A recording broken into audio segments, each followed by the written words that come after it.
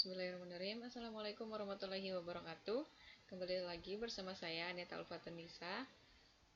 Untuk pembelajaran kali ini kita akan membahas mengenai analisis permasalahan ketenagakerjaan di Indonesia. Sebelum pembelajaran dimulai, sebaiknya kita berdoa menurut agama dan kepercayaan masing-masing agar hasil belajar yang kita dapatkan ini bisa berguna bagi diri kita sendiri maupun orang lain. Berdoa dimulai. Berdoa selesai. Langsung saja untuk mempersingkat waktu. Yang pertama yaitu masalah ketenagakerjaan.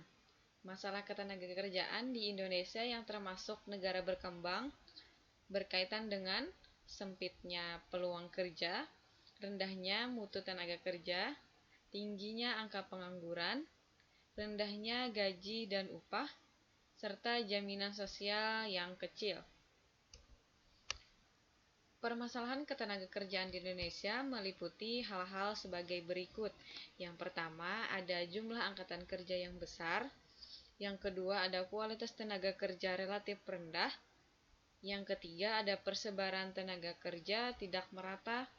Yang keempat, kesempatan kerja masih terbatas. Dan yang terakhir, ada pengangguran. Mengenai permasalahan ketenagakerjaan ini harus mendapatkan perhatian yang serius dari berbagai pihak, baik pemerintah maupun swasta. Masalah ketenagakerjaan merupakan masalah pokok yang harus dihadapi oleh negara dan masyarakat Indonesia. Oleh karena itu, pemerintah harus merangkul swasta untuk bersama-sama mengurangi dan menuntaskan masalah ketenagakerjaan di Indonesia ini. Banyak yang harus dilakukan oleh pemerintah dalam mengatasi masalah ketenagakerjaan. Di antaranya yaitu dengan mengeluarkan kebijakan-kebijakan yang terkait dengan ketenagakerjaan. Kebijakan-kebijakan tersebut diwujudkan dalam usaha konkret, yaitu memperluas kesempatan kerja dan lapangan kerja serta meningkatkan mutu tenaga kerja. Nah, kemudian ada solusi pemecahan masalah ketenagakerjaan di Indonesia, yaitu yang pertama ada jumlah angkatan kerja yang besar. Pemecahan masalahnya yaitu ada jumlah angkatan kerja yang besar disebabkan karena tingginya tingkat kelahiran atau pertumbuhan penduduk. Maka solusi yang harus dilakukan oleh pemerintah yaitu menekankan atau mengurangi tingkat tingginya pertumbuhan penduduk dengan cara memaksimalkan pelaksanaan program seperti keluarga berencana. Jika program keluarga berencana berjalan dengan baik, maka jumlah angka pertumbuhan atau kelahiran akan menurun. Demikian pula angkatan kerja semakin seimbang.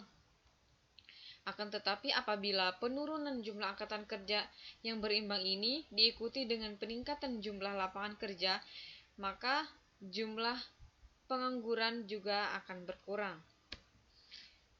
Yang kedua yaitu ada kualitas tenaga kerja relatif rendah. Penyebab dari kualitas tenaga kerja yang relatif rendah karena tenaga kerja di Indonesia diantaranya rendah pendidikan, kurikulum pendidikan yang tidak sesuai dengan pekerjaan yang tersedia, serta kurangnya pelatihan dan pemagangan kerja.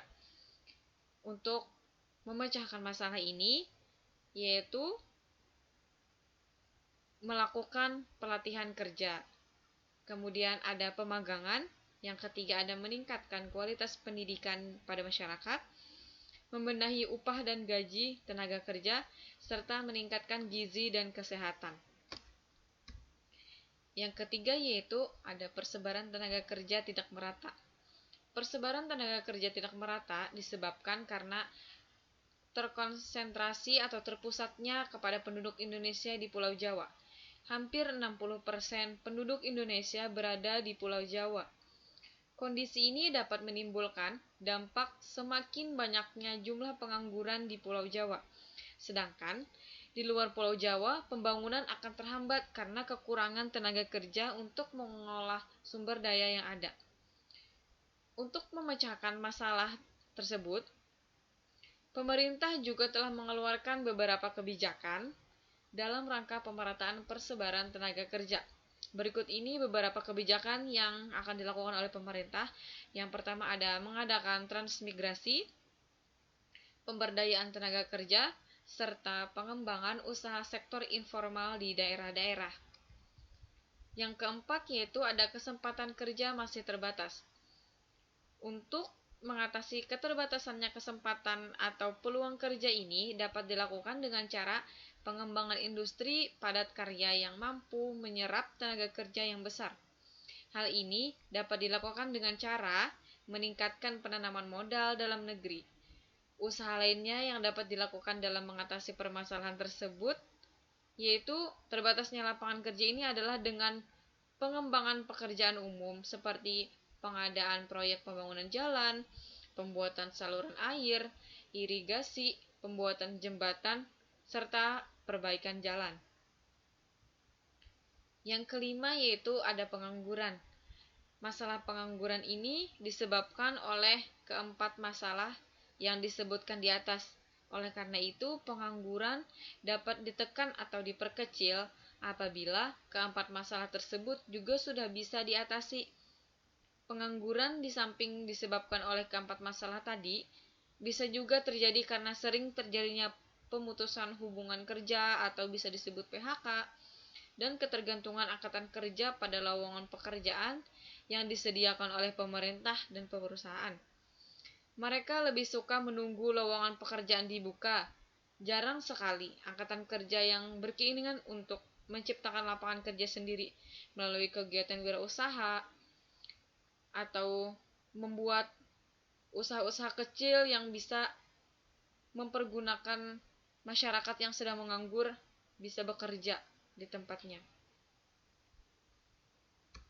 Nah, sekian pembelajaran mengenai analisis masalah ketenaga kerjaan hari ini. Saya mohon maaf, terima kasih. Wassalamualaikum warahmatullahi wabarakatuh.